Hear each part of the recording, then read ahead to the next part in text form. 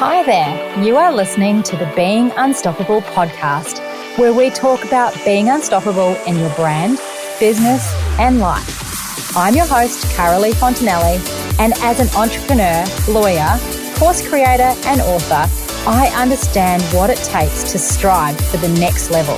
Through 20 years of having several businesses, making a ton of mistakes, and celebrating loads of success, I love to share my secret sauce, tips, and strategies on how you too can become unstoppable.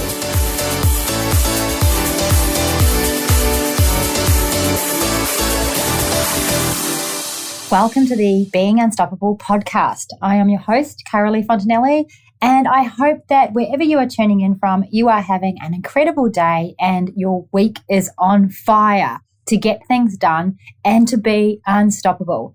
So this week we are talking about an incredibly important topic, and that is how to create a really successful client onboarding experience.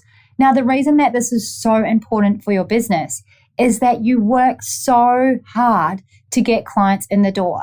You can't just open a business and expect that people will find you. You actually have to put yourself out there. You have to do all the marketing, which is something that we talk a lot about on the podcast. You have to get all of your funnels up and running. And to do all of these things, it costs money and it costs time.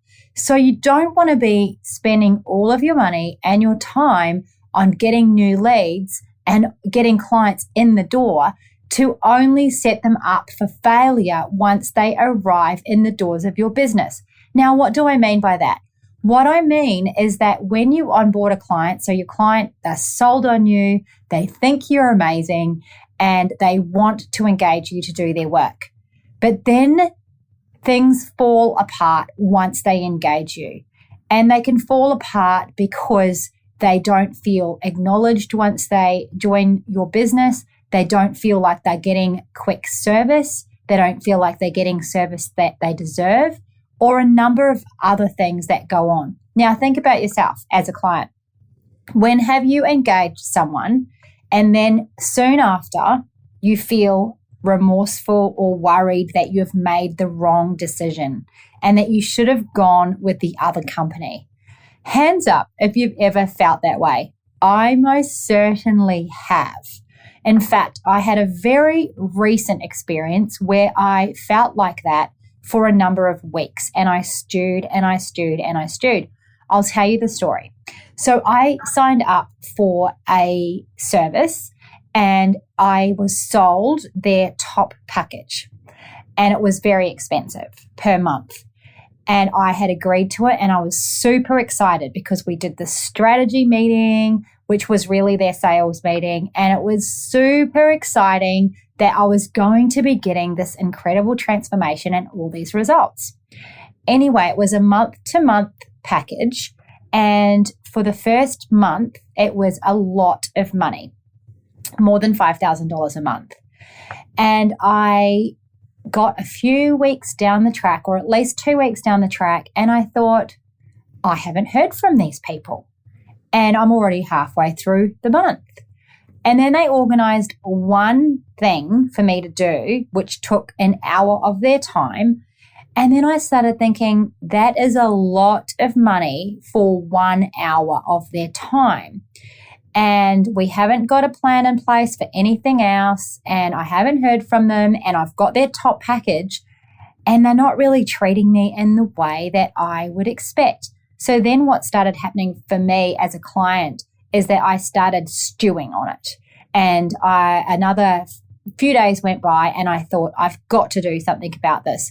So I contacted them and I said, look, you've onboarded me and I just don't feel looked after.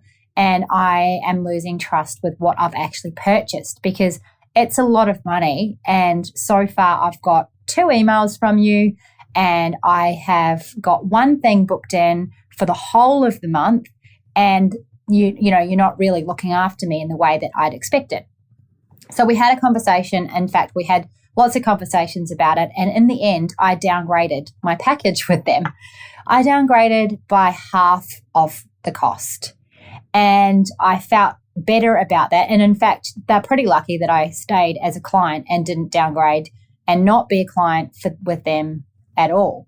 So that was my experience. And as a result, they're getting half of the money out of me. Now, what went wrong? What went wrong was that they didn't give me the attention I required to feel like I'd been acknowledged or looked after for the money that I was spending. Now, maybe it could be argued that my expectations were high, maybe not. That's debatable. And they had a whole lot of answers, etc. for all of that.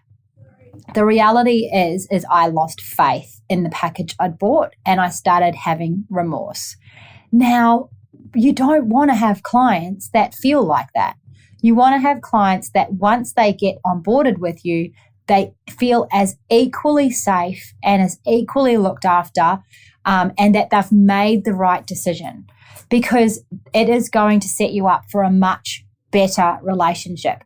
So let's get stuck into talking about your client onboarding process and how we can make it better so that you don't end up with clients that were like me, where I then left and downgraded my package by half.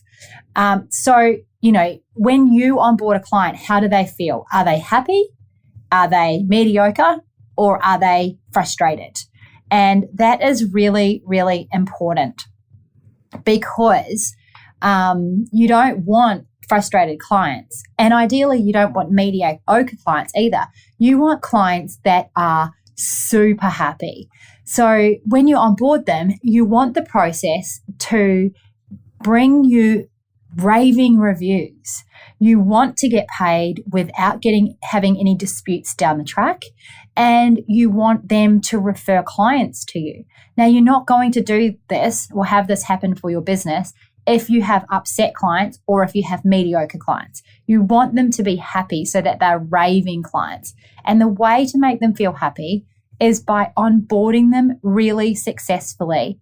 And if you're a solopreneur or a solo practitioner, it's easier to onboard people because you have all the control of doing that. You meet them, they love you, you onboard them, you look after them, you're excited. But when you start growing a team and you start letting go of looking after the whole onboarding process yourself, the only way that you can guarantee that they're going to have a great experience with your business or your firm is if you have a system in place and your team can onboard them successfully. Now, I am excited about this topic because I know in my own law practice that we used to onboard clients ad hocly without a system. And as a result, I would get frustrated because things weren't happening the way that I wanted them to happen. So, for example, a client would come along, they would see us for an initial appointment, and then they'd come back, say, a month later, and they pay their money because now their matters become urgent for them. Now, it's not urgent for us. We think, oh, well, they've taken a month to come back to us.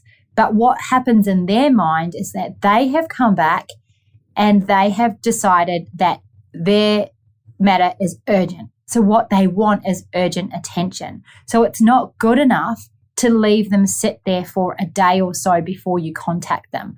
If they pay your money into trust to get your job rolling and they return the cost agreement or whatever it is that needs to happen in your business for them to engage you, they want to know straight away that you've got them. And for them to know straight away that you've got them, you need to contact them, have communication, do all of that stuff. And in order for that to happen, you need to have a process so that your team knows exactly what to do. So, for example, in my business, once they pay monies in trust and they return their cost agreement, they get contacted by our admin team straight away, thanking them for all the documents or asking for further information, whatever it might be, and giving them a trust receipt to let them know that we've got that money and the receipt's been issued. And then that very same hour or so, the lawyer who's going to take that job, they also get notified. And then from there, the process is that that lawyer contacts them straight away. And if not straight away, very soon after, because for us, it's so important that our clients know that we've got them. And the only way that they know that we've got them is with that communication. Now, in order for nothing to get missed, we have a system, which I'll talk to you about soon. But what successful client onboarding means is that you start the relationship off on a foot that is going to be really good as you go forward. I used to do all the initial appointments myself and then would onboard clients, and then people would say to me after a month or so with being at our firm, they would say, "Oh, I really liked you and I felt so confident, but then I've gone over to this other lawyer and I haven't felt as confident since then." And that was a really difficult thing to hear, and it was a really challenging thing to overcome. And it made me upset, obviously. And it makes you feel like only you can do the work and, you can't trust team members to do it for you. But the problem with that attitude is it's not scalable, because I'm just one person. It's not scalable. And we want to create a scalable business. And the only way that we can create a scalable business is by getting all of these things off your plate as the business owner. You're only one person. You can't do everything. And so you've got to break down every last area of your business, and you've got to create a system for it. So you need to create a system for micro things, such as onboarding a client successfully. So creating a system to successfully onboard your client, what it means is that you're going to have greater client retention. It's going to set the tone for an ongoing positive relationship with your clients. You're going to avoid invoicing and dispute issues, leading to debt collection and more wasted time in your business. You're going to ensure that your clients' expectations are set up for success through the entire process while they're with you, which is going to save you time and money down the track, not having to fix issues or put out fires. Who wants to be a fireman putting out fires 24/7? Not me.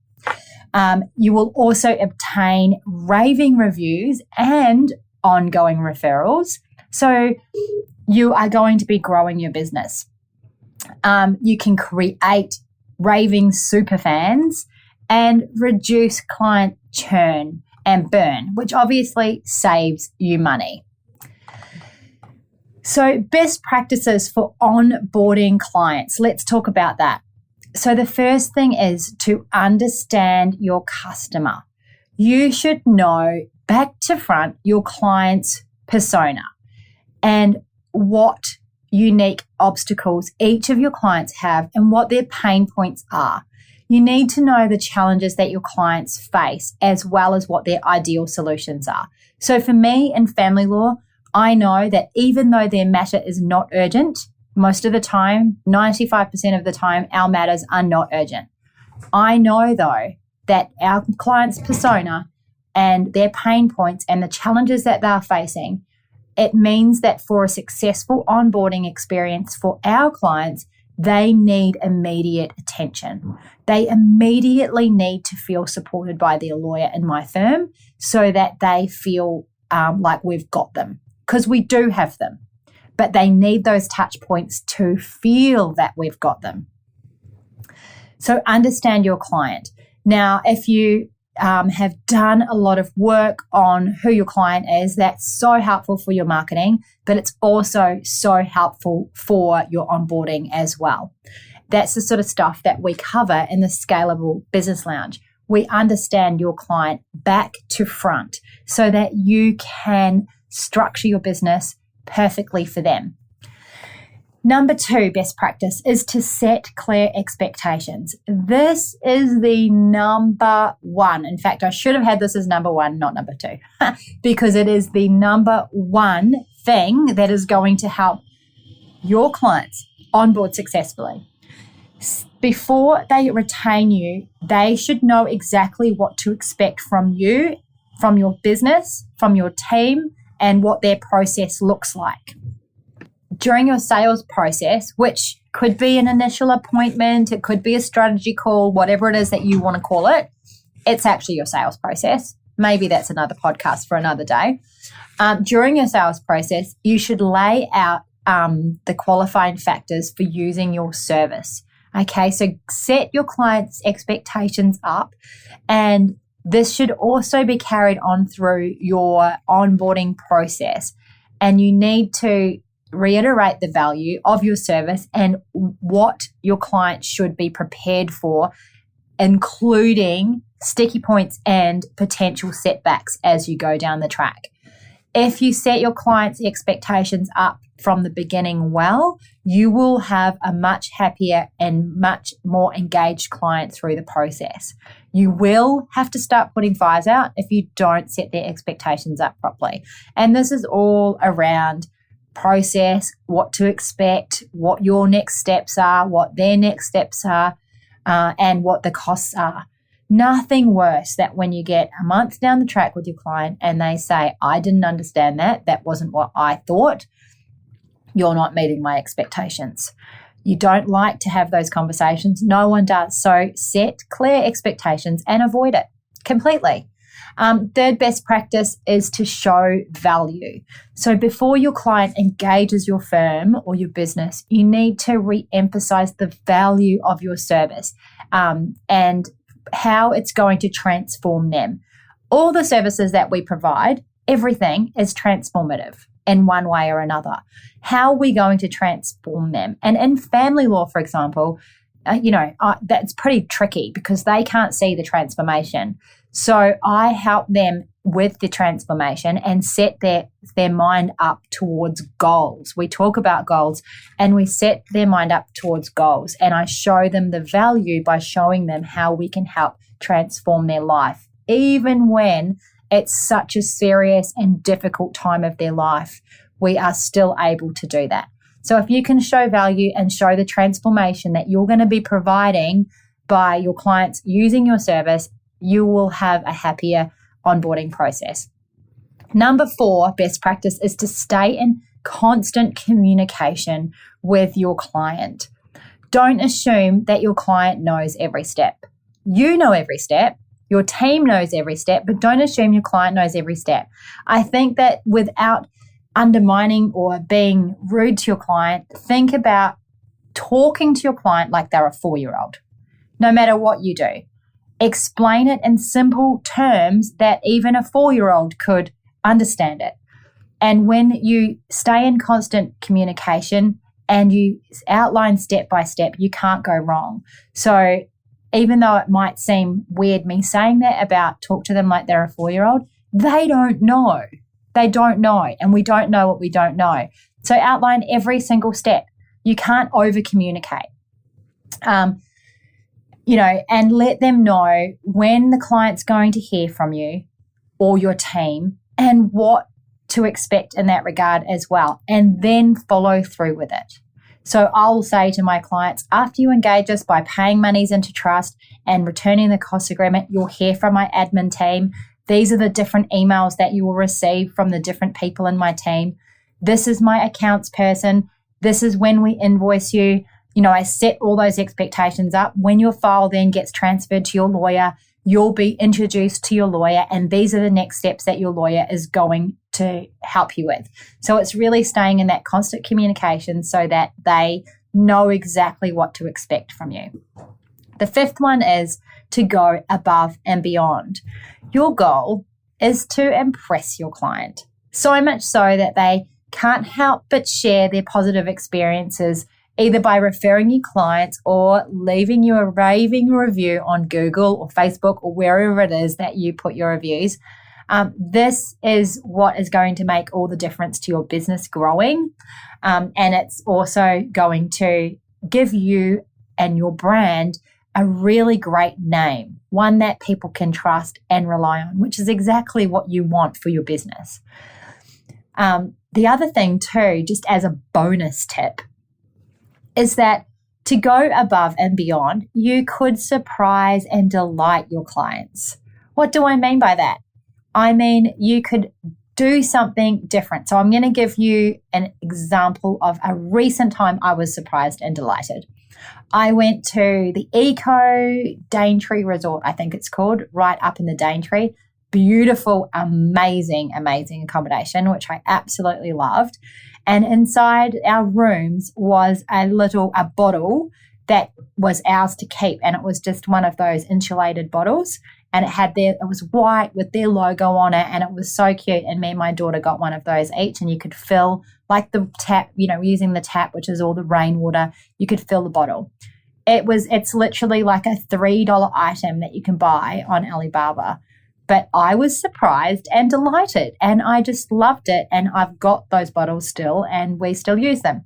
So, it could be a gift like that. It could be an email directly from you thanking them for engaging. It could be a thank you card or a postcard. At our firm, we have got these gorgeous gift boxes, which we've created and made, and they've got one of my recipe books in them and a keep cup that's handmade. It's a ceramic handmade keep cup and some tea and a thank you card. So that's how we surprise and delight our clients. So go above and beyond. So just to outline all of the onboarding practices, I'll quickly run through them again. 1, understand your customer. 2, set clear expectations. 3, show your value of your firm or business. 4, stay in constant communication with your client. And 5, go above and beyond. And bonus tip is, what can you do to surprise and delight your clients? So what I recommend from here is that you set up an onboarding process for your business, even if you are a solopreneur. Because when you start getting a team, you are going to want your team's help with onboarding. I don't do any of the onboarding anymore myself. It's completely away from me, and it's so amazing and fun when you see how many new clients have engaged you and you haven't even had to have your finger on one of them. It's all been done behind the scenes, and it's been done in the exact most perfect way that you have set out, so that you know that all of the clients that come to your business are looked after as if they're being looked after by you, which is exactly what you want when you are scaling your business. Remember that when you are scaling your business, you need to do things that set you up for scaling your business. If you are running your business from your head, then you're not going to be able to scale it. So you need to get these things down on paper, digitally, or actually on paper, whatever the case may be, and set up a process for every little area of your business. So go away, set up an onboarding process if you don't already have one, or if you do have one, but it's a bit flip-floppy, re-look at it, pop it down on paper. I hop into Canva, and then we create these really great processes and have them in Word documents and files, all of that type of thing, so that anyone who needs to can find them. Next up on the podcast, I'm going to be talking about tech that can help you with onboarding. So stay tuned and jump into the next podcast next week. And until then, bye for now. Thank you for listening to the Being Unstoppable podcast, brought to you by my personal brand, Freebies, which you can find at caroleefontanelli.com. If you got value from this week's episode, I would love it if you would hit subscribe and take a minute to leave me a review. You can connect with me on Instagram or Facebook. Just search for Carolee Fontanelli. Until next time, remember, if you believe in yourself, you will be unstoppable.